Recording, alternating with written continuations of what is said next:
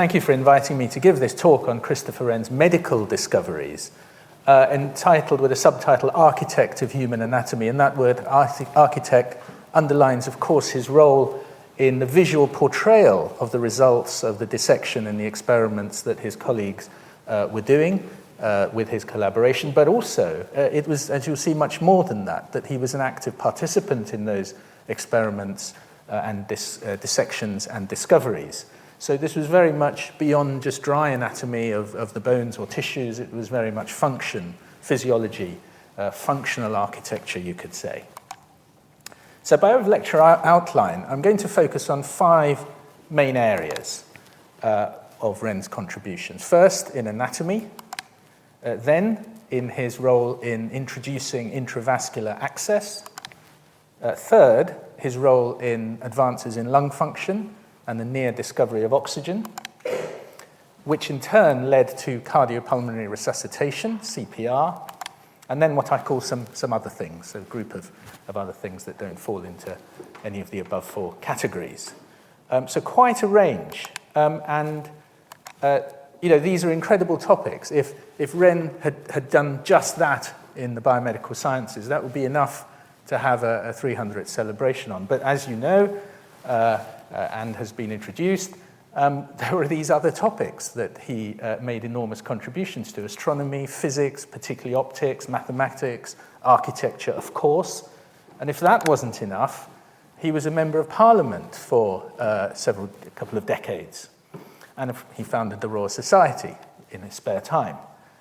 So it was the most remarkable individual. And his work in the medical sciences, which is the focus of today's talk, we must remind ourselves that he was not a qualified physician.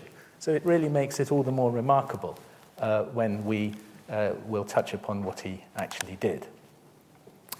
But in some other ways, this lecture really isn't about Wren. It's not a hagiography. It's not just Wren. The key thing to emphasize, and I think it's a very important thing, is that this was the world's first, arguably the world's first research collaboration, the world's first research group that got together and systematically applied their skills and efforts to solving the problems that we will talk about soon. And they themselves are very famous names. Robert Boyle, of Boyle's law in physics, Hooke, of Hooke's law in physics, and in fact his portrait is at the back of the hall there at this college. Richard Lower, John Mayhew, the great Thomas Willis, and many others. And of course in the background was William Harvey, who, as you see from the dates, overlapped somewhat with them and indeed did meet and discuss things with them, but because of his age wasn't an active participant of this very active research group. So in a sense of disentangling who did what, there are going to be in the history some blurred margins. They were all at it together. And this sense of collaboration particularly applies to Wren. So to tease out some of his character, his biographers emphasize by how gracious he was in sharing his ideas. And that's why perhaps his name may not be attributed to many of the medical discoveries, and it's more along the architectural lines, but you'll see it probably well should have been. So his biographers write, Wren's notes were few. He gladly allowed others to borrow his ideas without attribution. Wren's contributions were significant in his own right. He saw the need for cooperative attack on problems, so bringing different skills together to solve these problems of the time. And especially through his ideas, discovery, or pieces of apparatus cheerfully appropriated by contemporaries like Hooke and Boyle. So the biographers are saying that some of the things we attribute to them actually were probably his. There's also a character of humility in Wren, and here I defer to my architectural experts, so apologies if I've got the architectural details slightly incorrect, but roughly the Windsor Guildhall story goes like this, that at the peak of his powers as an internationally famous architect, Wren was commissioned by the councillors of Windsor to design this Guildhall, which is still there, and he designed it, but with pillars only on the outside, and the councillors objected, saying, well, the ceiling's going to fall down. We insist on pillars inside as well to keep the thing up. And this went to and fro with Wren submitting different versions of the diagrams because he knew that they were wrong. Anyway, and his humility is such that he acceded. He did what they wanted, and he built the pillars. Internationally famous architect, as it were, respecting the wishes of random councillors with no architectural experience. Anyway, a couple of 100 years later, the ceiling needed some work, and the workmen discovered that there was a gap between the top of the pillars and the ceiling. And they were useless pillars. They were non-supporting pillars. A tiny gap, but it was there. And it was Wren's humility that he simply said yes at the end of the day, but also he had the last laugh. Of course he was right. These things were not needed at all, but there they are to this day. So to turn to the first theme, away from architecture, back to home territory in medical sciences, the circle of Willis and brain anatomy.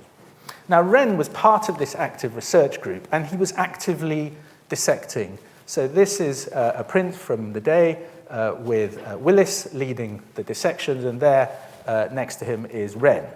And Willis was driven by an interest between the soul and the body, and particularly to understand species differences. And he believed in this vague theory that there were three types of soul, what he called the vital, the rational, and the immortal. And he was using the process of dissection to try and understand that better, particularly dissection of the brain.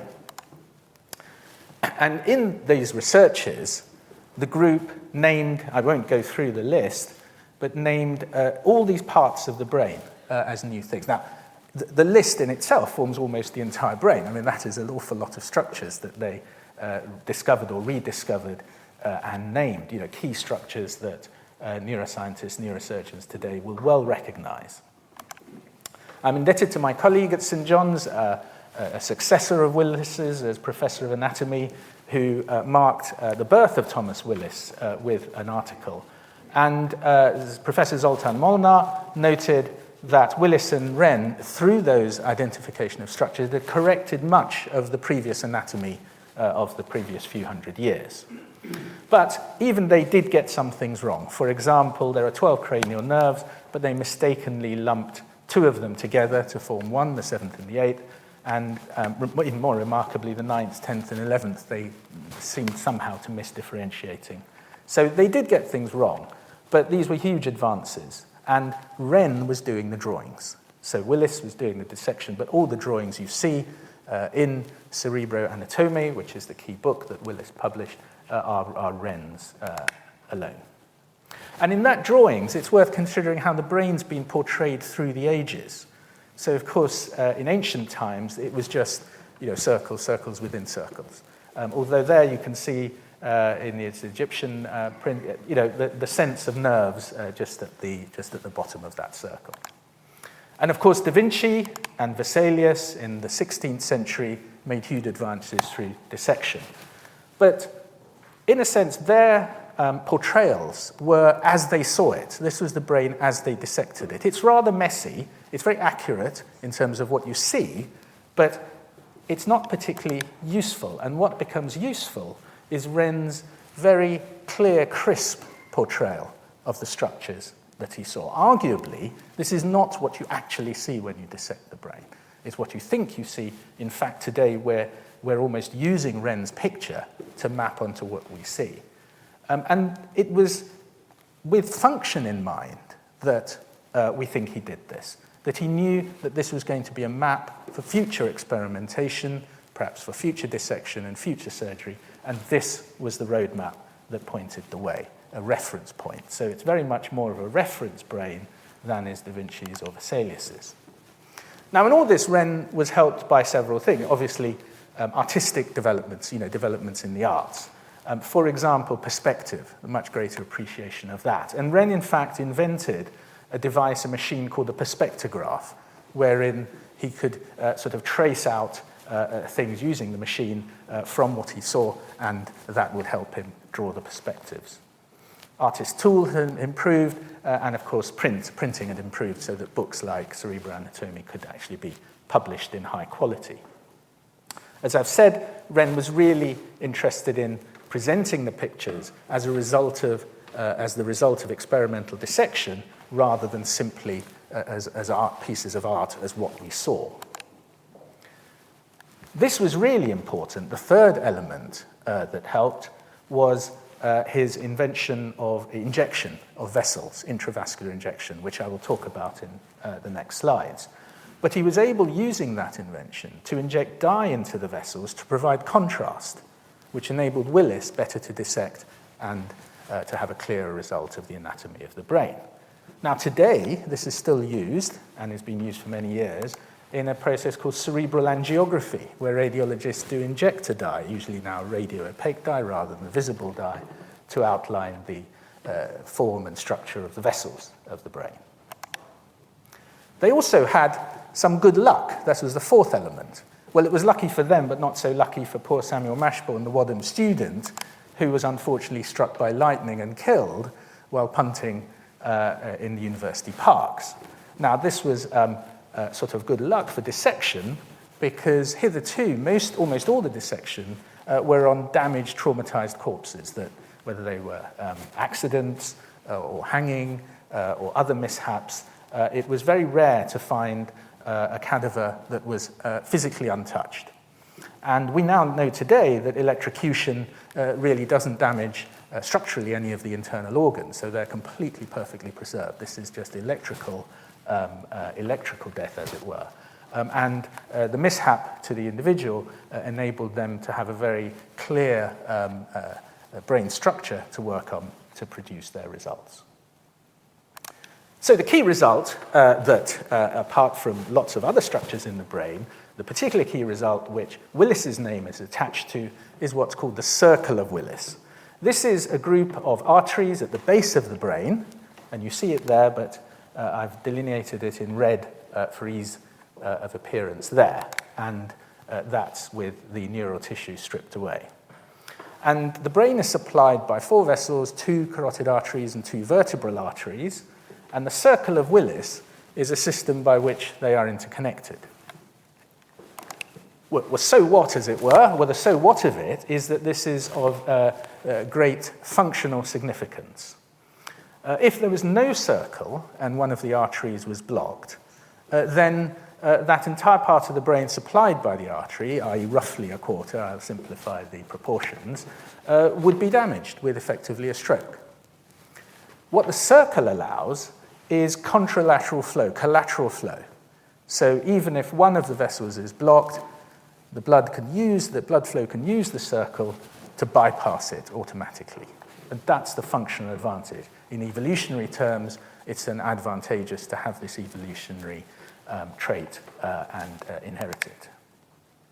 Now, the disease, the blockage, can be caused by this process of atherosclerosis, the narrowing, the furring up of the arteries. And if it happens in the carotid artery atherosclerosis, this can be treated surgically. But to operate on the vessel, the surgeon needs first to apply the clamp and to clamp the vessel so it doesn't continue to bleed during the surgery. But then we reach a paradox, because the surgeon is clamping and obstructing flow and thereby stopping flow in the very vessel that they want to restore blood flow to. And that could itself cause a stroke. So the dilemma is, how under general anesthesia would you know that the circle of Willis is patent and functioning well when the surgeon applies the clamp and the patient's not going to wake up having had a stroke? So that's the dilemma. Now, one doesn't actually know. It's very difficult unless you do the whole operation with the patient awake. So awake carotid arterectomy is a recommended advantageous way forward to successfully operate on this carotid artery. And there's the carotid artery with the surgeon just about to place a clamp on the right-hand side, and the patient is awake. And this is done by various means of injecting local anesthesia into the neck.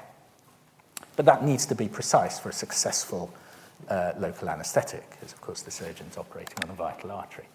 And one of my connections, and at the end of the talk I'm going to try and tease out some connections I have, albeit tenuous, although I'm very proud of them, with Wren and Willis and this group. Because I was privileged enough to do some research to describe a more effective way of achieving this form of local anesthesia.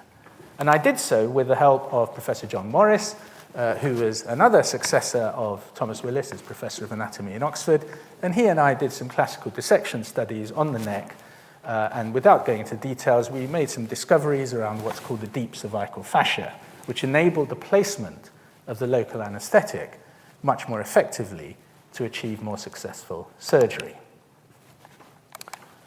But there's still a further dilemma. The patient's comfortable and awake, the surgeon's operating and starts to put a clamp, but then the patient starts to show symptoms. And so the surgeon releases the clamp and realizes they can't clamp.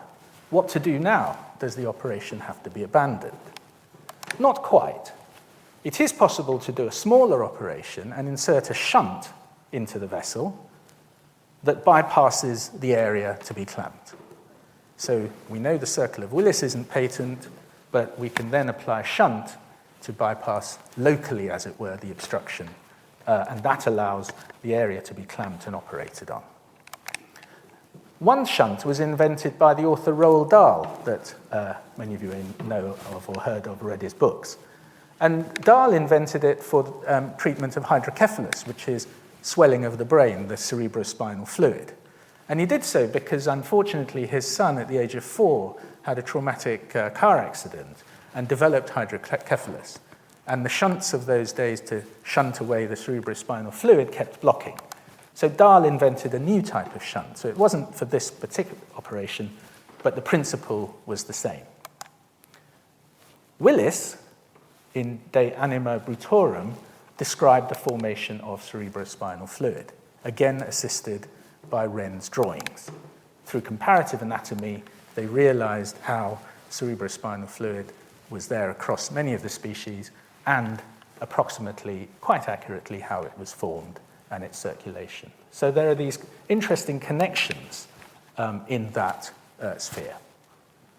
So we'll leave that aside and we'll move on to the second theme, which is intravascular access, which I've already said Wren invented to help Willis delineate the vessels. And Wren was the first person, as far as we know, to cannulate a vein and to describe the equipment to do so. And there is a picture of probably roughly what he used. It may not be his exact one, but the feeling is that this is what it looked like. Now, it's not that easy, necessarily. It's not that straightforward. Now, these days, we regard it as a routine thing to do. But a cannula has to be sharp to obviously pierce the skin and enter the vessel. And to be sharp, it has to be narrow and thin. But if it's too narrow and thin, well, that's no good. You won't be able to inject anything. So it has to be both sharp, but also wide. So there's that balance. And it has to be long enough to hold. If it's really short, you can't do anything with it. But if it's too long, again, there'll be that resistance to flow. So again, it just has to be just right. And then finally, you need a means of injection. And the syringe was invented much later. But at that time, they used a bladder attached to the end of the cannula. And as I've said, Wren used this to delineate the vessels of Circle of Willis, but there was more. Harvey had set the scene with his discovery of the circulation of blood. And I will go on to the background to that. So the question arose, well, what's the purpose of blood? What's the function of this circulation? Or can it be given a function? Can we use it in some way? And Wren's friend Boyle was thinking and linking this to whether new drugs could be administered by this route into the blood. So hitherto, drugs were only ever ingested. But now that the blood's there circulating, and Wren has discovered a way of getting things into the blood, can we do something more? I'll digress a little to talk about Harvey's discovery of circulation, because it's quite central to the thinking that went on. The older theory was that blood sort of ebbed and flowed. It went to and from the heart in a sort of pendulum-like motion. But that theory relied on the blood mixing within the heart. And Harvey overturned that thinking in several ways. First, through anatomical dissections, he demonstrated, as had others, and he brought historical works to substantiate what he discovered, that there is a septum in the heart that is not porous. So the septum of the heart divides the two sides of the heart, and blood cannot mix. And secondly, valves in the veins don't permit backflow. So blood can only flow one way because of the valves in the veins. And varicose veins are when they fail, and it goes the other way. But he added to that with experimental work. And this is an experiment that's done in schools and in early medical school, which is easy to do. It's literally one you can do at home if you want, which is you tie a ligature at the upper arm and the veins will become engorged. And you then use a finger to squeeze blood out of the veins, and then you will see that they only fill in one direction and not the other direction. And of course, above the ligature, they don't fill at all. So a very simple, elegant experiment, but put together with everything else, it proves, as it were, the circulation of the blood and overturns the ebb and flow theory. So there's the blood circulating, and there's Boyle poised to do something with this idea. So what did Wren and Boyle do? They gave the first anaesthetic to a dog. And I'm indebted to my colleague, just retired Professor Keith Dorrington, Professor of Physiology and Anaesthesia in Oxford, who's written a beautiful article in great detail of this particular Wren discovery. Now, Boyle overturned, it turned on its head, the saying of Paracelsus, the German physician. And Paracelsus had said, what differentiates a poison from a drug is the dose. So drugs and poisons are the same thing, and a poison is simply a drug in overdose. And Boyle said, well, hang on, I'm going to take that dictum and turn it on its head. If that's the case, then if I take a poison, something regarded as a poison, and give it in sufficiently controlled and smaller dose, I have a beneficial drug. And he summarized that philosophy in an essay of turning poisons into medicines. So that was his thesis. This was his driver. So, and it's unclear why they did it this way, but that's what they did. The poisons they chose were opium and alcohol. And using Wren's discovery of intravenous injection, intravascular injection, they injected a dog with opium and alcohol. And the dog became anesthetized. And Wren's words, these are Wren's words, are fascinating. The tincture, this mixture, getting into the mass of blood, was quickly, by the circular motion of that, carried to the brain before the opium began to disclose its narcotic quality. And presently after, the dog appeared stupefied. So the words are really important, but the circular motion was here really important for the success of this. They were putting something in that circulated to the tissues. And they knew that this mixture was acting on the brain, that this is where consciousness resided and where you could induce anesthesia, no other part of the body. And the word narcosis is used interchangeably today with anesthesia. We call narcotized patients, anesthetized patients. Unfortunately, they didn't take the next step, which is to realize they could operate on the dog without sensation and actually do something with this anesthesia that they had so elegantly described. They just regarded it as almost as an interesting thing, and the fact the dog survived proved Boyle's theory of being able to turn a poison into a beneficial medicine. Boyle was actually interested more in treating sickness and diarrhea rather than inventing anesthesia. Now, the first true anesthetics were actually inhaled anesthetics that were introduced much later in the mid-1800s. There's the famous picture of how they're given originally. One of the dangers of inhalational anesthesia, so intravenous anesthesia was forgotten, and inhalational anesthesia a couple of hundred years later came in. Now, one danger is what we call stage 2 of anesthesia. So just below the picture, you see a very rough sketch based on a man called Goodell, who was an anaesthetist at the turn of the last century, who described very carefully what happened as someone went to sleep with an ether anesthetic. And stage 1 is when the patient starts falling asleep. But stage 2 is this paradoxical excitement. So the patient becomes agitated, moves the arms and legs, can bite, the tongue, can vomit. It's a very dangerous phase. And if the anaesthetist is brave enough to keep holding the mask on and go through that stage 2, you then enter the peace and calm and tranquility of stage 3, and then you can do the operation. So the idea is to go through stage 2, and then you're in safe territory. Intravenous anesthetics, being rapid in action, avoid or zip through stage 2 without there being anything to see. Okay, and are that way arguably much more beneficial. And they were reintroduced in the 1930s with thiopentone. But their rapid action on the brain also involves rapid action on other organs. And we see much more depression of the heart and blood pressure. And this is the unfortunate Pearl Harbor story, slightly apocryphal, but useful nonetheless. The Japanese in 1940, of course, attacked Pearl Harbor, and there were many casualties. In fact, the casualties weren't that severe. They were relatively moderate injuries. Unfortunately, what they found was that a large number of the soldiers died during surgery, disproportionate to the extent of their injuries. And late in the day, it was worked out the reason was that thiopentone, which had recently been introduced and was the rage of the day, was being given far too liberally and far too rapidly without prior resuscitation of the blood pressure. So this effect in zipping through stage 2 also zipped through the heart and the blood pressure in a most unfortunate way. Remarkably, as intravenous anesthetics were refined, we find that Wren's anesthetic mix was used until the 1970s, somewhat rediscovered. So some very distinguished anaesthetists were describing its use opiate-alcohol mixture, exactly the same, for cardiac bypass. Now the reason is, in cardiac bypass, a bit like the shunt, the heart and the lungs are bypassed.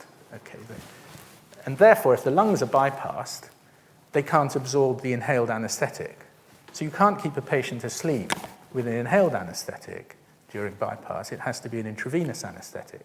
But drugs like thiopentone accumulate too much, so the patient will take days or weeks to wake up. But opiate alcohol is just the right mix to achieve that balance and allow appropriate wake-up time, and it doesn't accumulate. So that's a picture of how you bypass the heart and the lungs, and a modern-day bypass machine picture on the right. So this is still under the banner of intravenous cannulation and where it led us, because the next stage it led us to was blood transfusion. Now this is where Wren took a step back and left Lower, his colleague, to exploit it. And Lower developed the cannula. And you see there the development of the cannula with Lower, and particularly the flanges to tie it down. Because, of course, for a blood transfusion, which is what Lower was going to be interested in, it needed to be in place for a prolonged period. And that's really interesting, because you compare the picture above with what we use today, you see the similarities start to develop. You know, it's that long ago, hundreds of years ago. It's fascinating. And Lower was the first to do an animal-to-animal transfusion. He was beaten to animal to man by Dennis in Paris. But I don't think he should have felt too sad about that, because very soon afterwards, unsurprisingly, Dennis also had the first patient death and was arrested and got into a lot of trouble. And unfortunately, it was like these inventions where something becomes all the rage, everyone starts to do it for whatever reason, headaches, minor ailments, and then the side effects start to appear, and these were very dramatic side effects. And of course, they weren't going to be solved until the discovery of blood groups in the 20th century. But anyway, it was recorded, and the ability to do it was in posterity. So, moving away from intravenous access to the third theme, which is lung function. This was a fascinating comment at the time.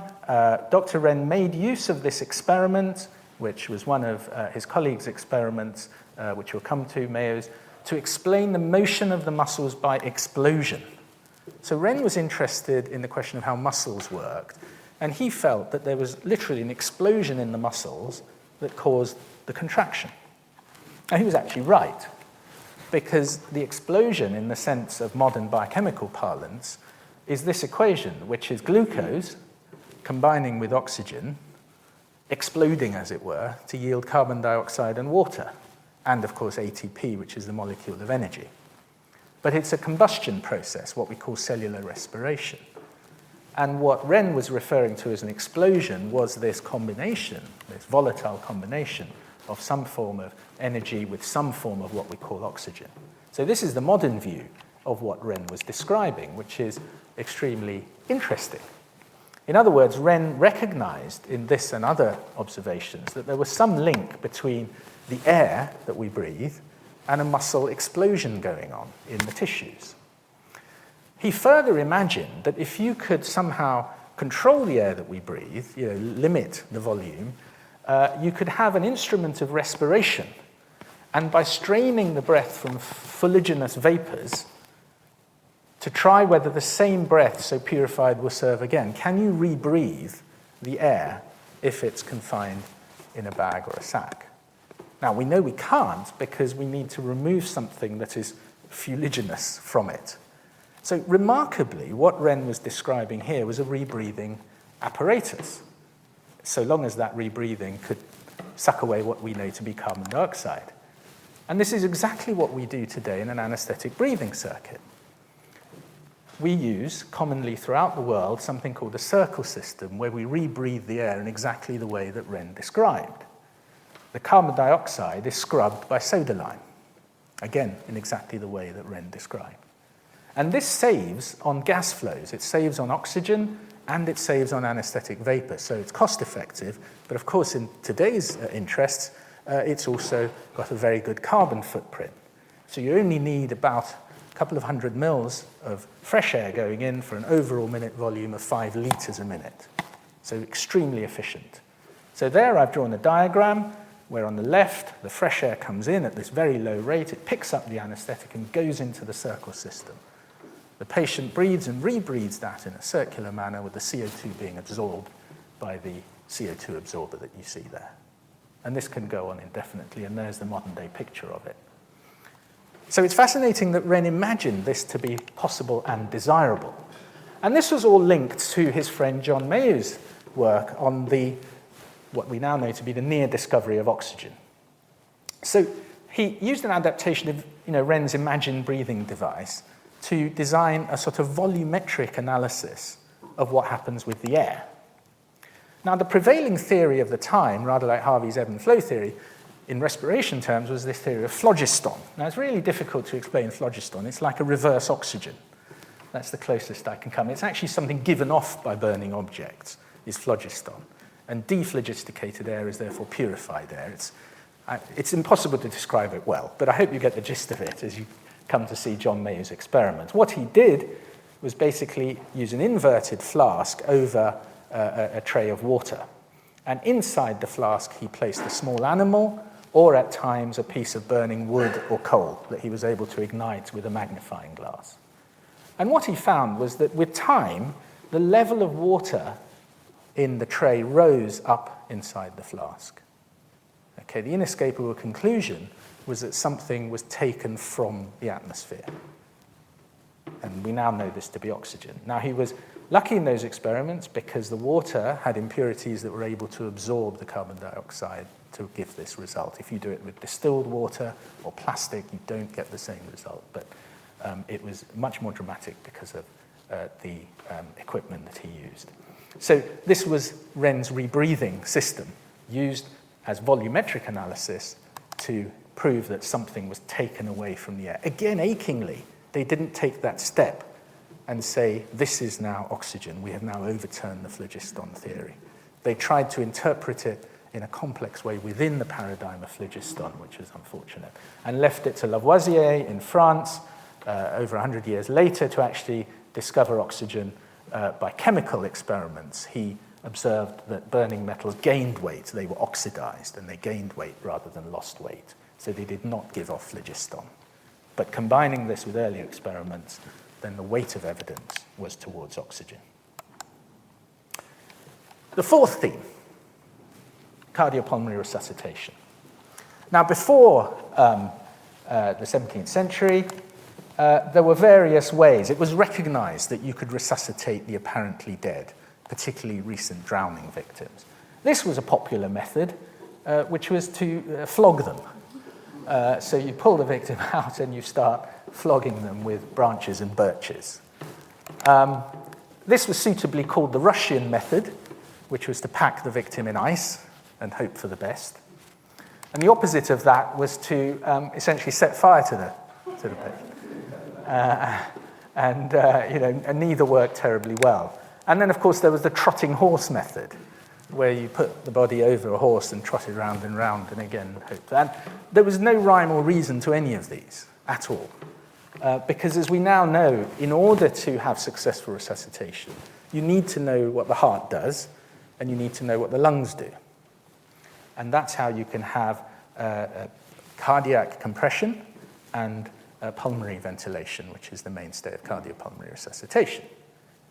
But in fact, our friends and Wren's friends knew all that, because they had knowledge of the circulation and the knowledge of the heart as a pump from Harvey, and they were working on that.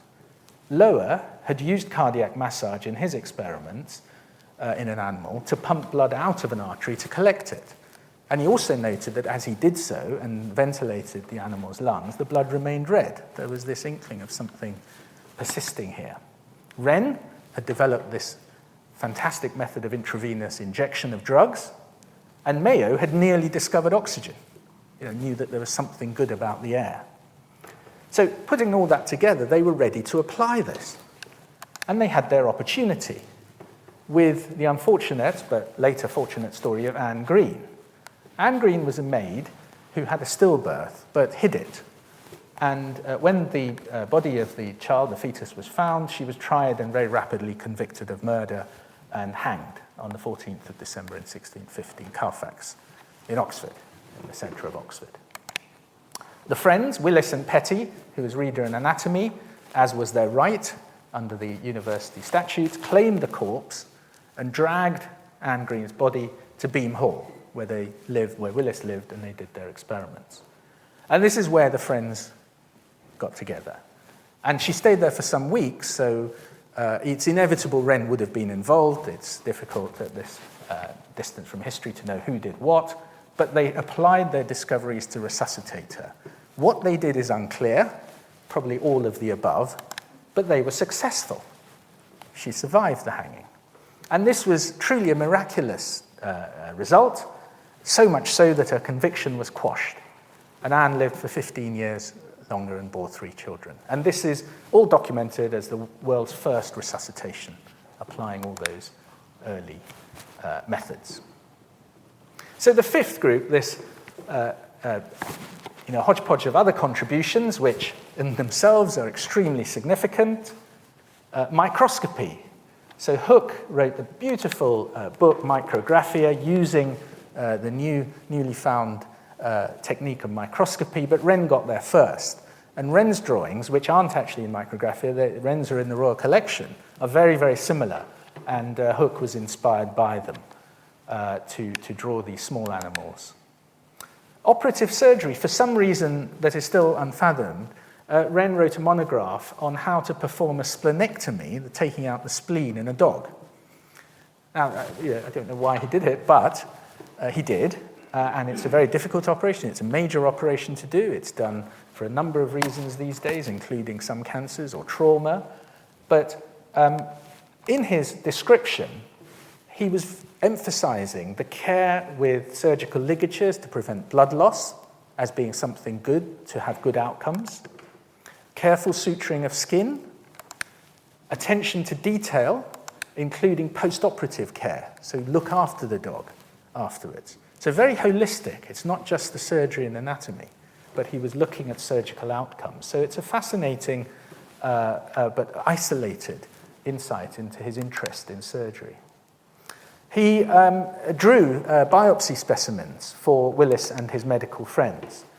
This is from the Wellcome collection. At first sight, it looks like perhaps beautifully dyed cloth from an exotic Far Eastern country. What it actually is the intestine, dyed for the pathology, and it shows hemorrhagic lesions, possibly due to colitis or tuberculosis. But it's a beautiful picture of itself. Again, Wren's drawings, his rendition of pathology, which is otherwise crude and inelegant, one could say. But this is, pure elegance. Hospital design, not just experimental science, but the design of places to care for the sick. The Royal Hospital in Chelsea, wings of Greenwich Hospital, a hospital in Ireland, and it's no longer exists, but the then College of Physicians in Warwick Lane. with the floor diagrams and pictures. I'm going to finish with some personal points of contact that I've had. I've mentioned this link with my interest in awake carotid surgery and the circle of Willis and how important that is. Mayo's oxygen consumption and this volumetric gas analysis was developed much later, at the turn of the last century, by a man called C.G. Douglas, who was tutor at St. John's College, Oxford, who invented the Douglas bag that generations of medical students have used. And what it is, it's a bag filled with oxygen, and you either rebreathe from it, or you breathe one way with a one-way valve and breathe out into another bag. But the principle is the same as Mayow's. You're looking at the volume of oxygen that you're consuming and breathing, and using that to estimate your metabolism, which is where that explosion of the muscles goes on. Douglas was the first of the modern-day respiratory physiology fellows at St. John's College, Oxford, succeeded by Bob Torrance, and the link there is that I've succeeded Torrance.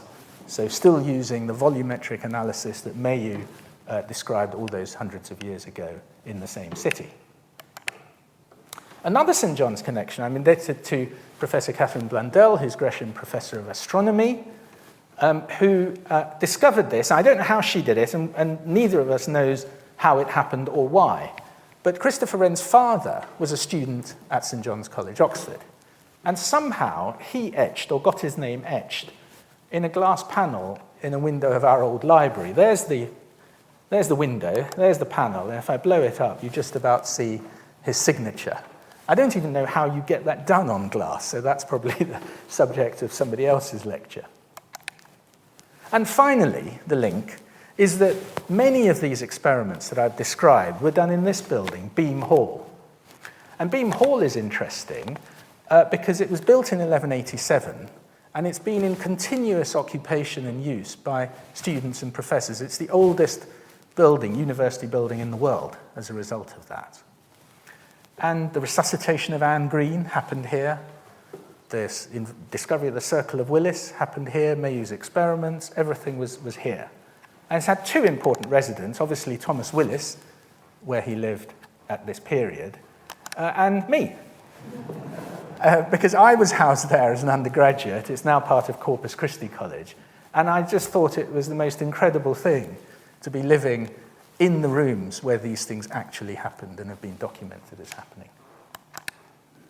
So I've finished, but normally it's the question, it's the audience that asks the questions, but I do have burning questions. I have two.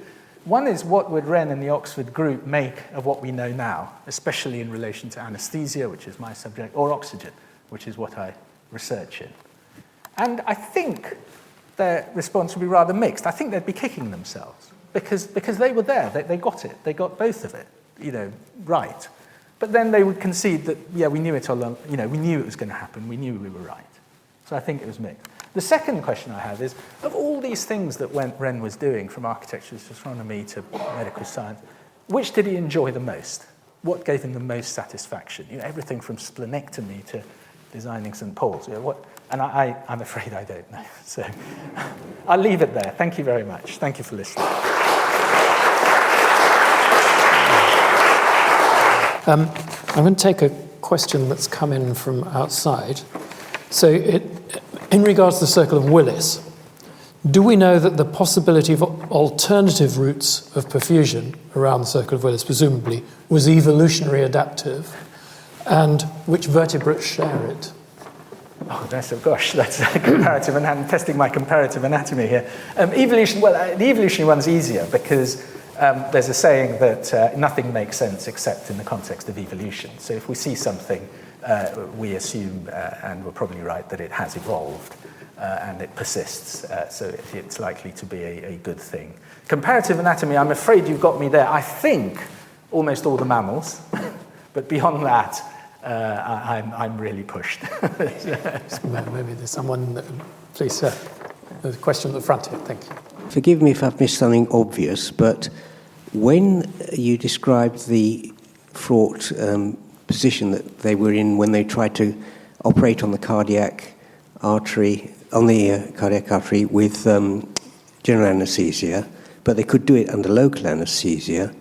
How did they know that the circle of Willis was functional in one method and not the other? Yeah, I'll go more into that. I probably summarised too much. So when you clamp the artery, and if the circle isn't patent, if it's blocked itself in some way, the patient will show some adverse response.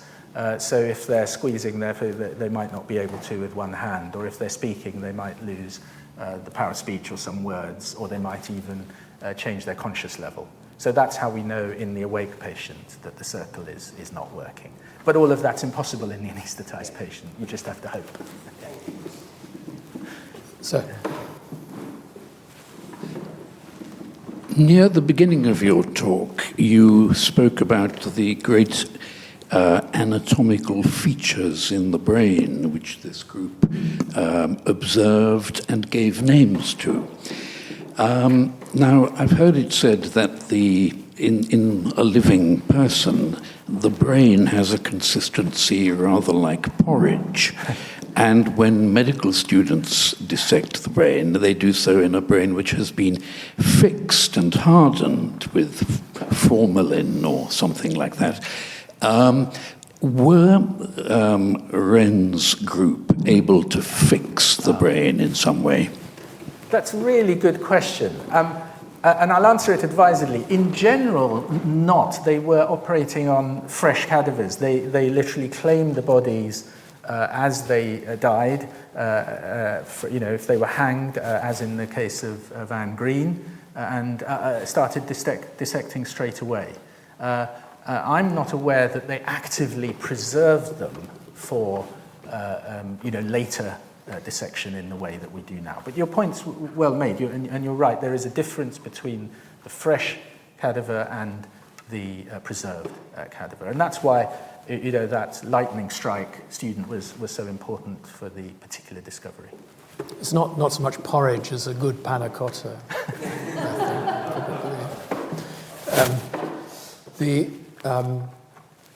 sort of striking, especially in a hall like this, surrounded by these portraits of people from that era. And as we both grown up in a world of hyper-specialization, whether there's a place or whether a polymath can emerge from our current education system, or whether we constrain the creativity of great minds. I think that's a very good question, and it's not only at a student level. I fear it's at researcher level, the whole exercise of the research excellence framework and so on. It doesn't give credit to polymaths at all. You have to dig deeper and deeper and just do fewer and fewer things to gain the relevant credit. So I think we've not structured our system from start to finish, you could say, to encourage that approach. And I think that's why institutions like this are so important, actually, to bring people together and say, look, this is an opportunity, an outlet to discuss these wider things of interest. You could argue that the guilds that have grown up in cities like London and Amsterdam were actually constraining the building boundaries between people rather than breaking them down. Yeah. On the resuscitation of Anne Green, I don't know how available the observations are. What's your theory on the pathology that she suffered that was sufficient enough for her to be verified as dead? I don't know how that was done in that era, but able to be resuscitated. That's a great question, and without too much gruesome detail, if you're correctly hanged, then the hangman's fracture is something that severs the spinal cord and is a non-resuscitatable thing. So at best we can speculate that she was partially asphyxiated, and so what she needed, and she was probably cold, which helped her. And what she needed was the oxygen, the purified air, so some form of ventilation, and perhaps a degree of cardiac compression just to bring her round. So I think she was lucky that it wasn't, it was a botched job, and she was lucky that she found this group of people who knew sort of roughly what to do. So I think that's my best guess on Anne Green. I think the root cause analysis group would probably say it was bad knot tying or a short stool. Yes. The answers. Thank you. Well, thank you very much, everybody. Professor Pandit, absolutely brilliant lecture. Thank you very much. I hope you enjoyed it. Thank you.